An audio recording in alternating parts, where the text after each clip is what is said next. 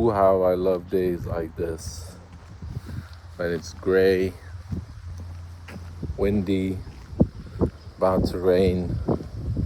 I don't know what's up with me, but I did some active imagination this morning, and if you don't know what active imagination is, Carl Jung, I think, came up with this term, and I don't know, it really brightened up my day. I got some answers from this exercise. I think I was doing it before, but I think I was doing it wrong. I don't know. I tried it today, and I'll give you my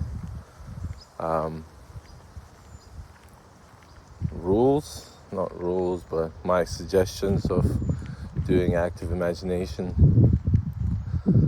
So I've heard this term from Carl Jung the first time, and when I was reading the Red Book, the Red Book is, I think, the last book of Carl Jung's, and he sort of did a lot of active imagination during that process of that book, but I think what he was writing down, he must have crazy imagination, or I think back in the day when there was no screens or televisions, and people were just in their own minds, in their own little bubbles, and maybe not very little bubbles, actually very big bubbles, where they went off and did, wrote books, and that was how people learned information. And I think people's imagination was way wider than what people have now, because everyone's on screens and you don't have to imagine anything because everything is done for you. So, but it's kind of not hitting the point. It's not hitting the the spot. So it's starting to rain, but I think I'll manage to do this video just in time, hopefully. I love rain, by the way. But he was imagining a lot of darkness. It wasn't just light, it was a lot of darkness, and he encountered that darkness during those active imagination sessions.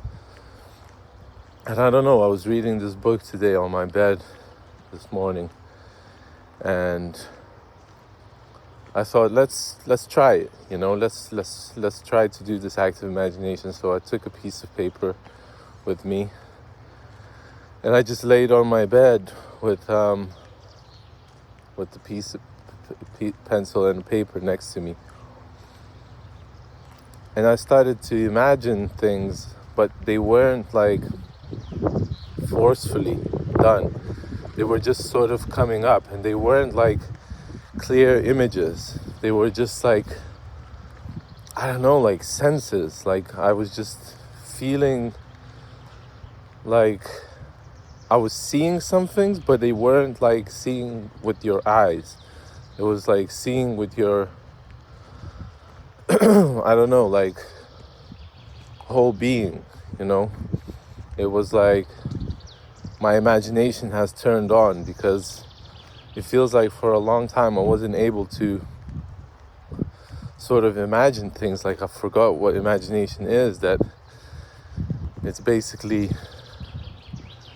it's this instrument that runs you, it's if you have great imagination, you can kind of think your ways out of situations. And I think what I was doing was thinking this thing, I'm in control of this thing, these images, I'm an artist, so I'm the one that's creating these images, like, and it's not true, because I couldn't make these images. They weren't very vivid, they weren't very real and alive when I was creating them myself. But these active imagination sessions, when they were coming up, they were doing it as I was stopping doing it, like I had to relax as much as I could to start seeing these things. And they were like little glimpses at first, and then it's almost like I got into control of it, because I just learned to let go and just see what images come up, so I started to see certain things. I think I wrote some down, and it's probably not gonna make any sense to you if I explain now, but it was just like images that weren't, like, I wasn't thinking about it, but my imagination was creating them for me, almost like an explanation to myself about myself and things that I'm going through. A lot of like child images. And it's funny because when I was reading afterwards the Red Book, there was an image of a murdered child actually in the book, and Jung had to eat a piece of that child's liver, and he couldn't do it, but then eventually he did it, and his soul was telling him to do it, but his soul was, anyway, just, it's probably not making any sense what I'm saying now, but it's like, when you get into it, when you get into the Red Book, when you start understanding what it's about, like, because for a long time I wasn't understanding, it kind of didn't make sense, and now I'm starting to get it, that it's one man's imagination, a very strong, I don't know, psyche man, My grammar is not making sense, but I think in the world of imagination, grammar doesn't need to make sense, because it's all in images, and I guess my language is based on that too, because I just see things and then I speak what I see, and it's usually not very fluent, but I don't know, this session today made me realize, because I got one message from my imagination. It was some figure that I can share with you. It was some figure that was saying, we all live here, and we'll be waiting for you when you return, and we all have jobs like you do, like we go to work and stuff, we do things. And when I got that, I was like, that's crazy. Like, that's my imagination talking to me, like saying that, it's they're their own beings,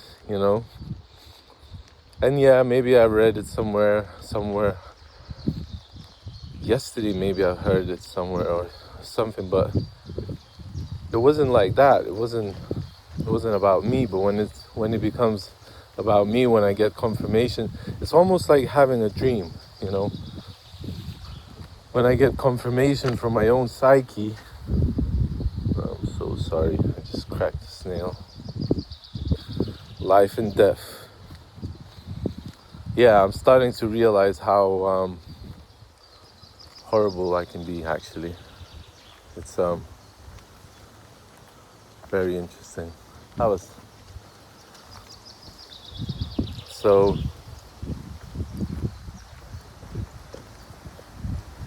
yeah, darkness is coming out.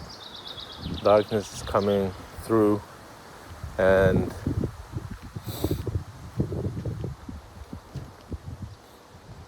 got to understand it, that it's part of you. It's not going to be a separate part of you, you know. That's what the Red Book is about. It's about realizing that you're not just a good person. You're supposed to be a whole person. Holy as in whole. So that's that, because it's starting to rain and I don't want to get this thing wet. But I don't know, I'm super grateful to you guys, because I'm starting to notice the pattern. It just goes up and down with my videos, especially when I don't want to say when I have to go to work, because working also has some great benefits on my psyche and my soul. And you know, when I got that message from my imagination where it said, you know, we all have jobs here as well, like, you know, all these beings that live inside me, they all sort of work too, you know, like they're not, it's almost like second life. It's almost like I don't know, like past life or maybe future life, like almost like a parallel universe, Rick and Morty stuff that, I don't know, is speaking to me. So let me know in the comments if you ever tried this, if you like what you're hearing. Subscribe, and yeah, I'll see you in the next one. I hope you know that I'm proud of you, and keep digging into your mind, into your spirit, into your soul, because the one who looks out dreams, the one who looks within awakens, as Carljung says. So let's wake up. Love you guys, and I will see you in the next one. Appreciate you all, and peace and love. Bye-bye.